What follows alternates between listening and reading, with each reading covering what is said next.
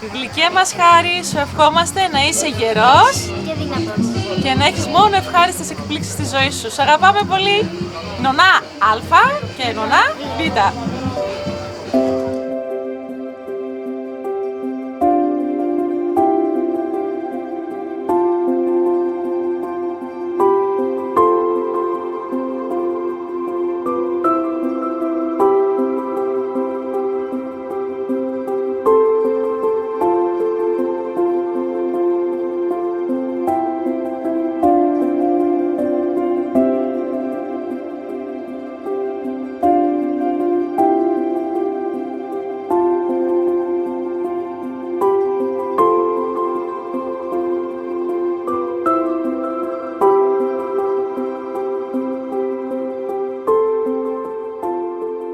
Χάρη, να είσαι γερός και εγώ θα είμαι δίπλα σου να σε φροντίζω.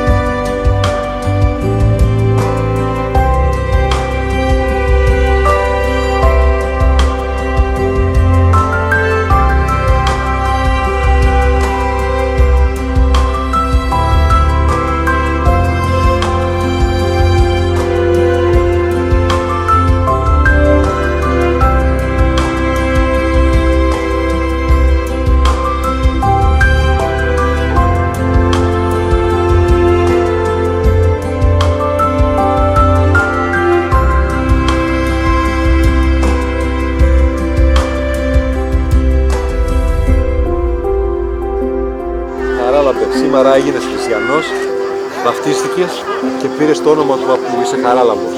Αλλά θα σε φωνάζουμε Χάρη.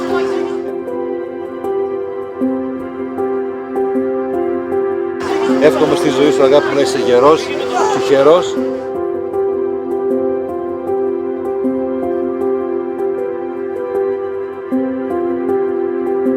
Αγάπη μου, ο παππούς σε λατρεύει. Α, ψυχή μου.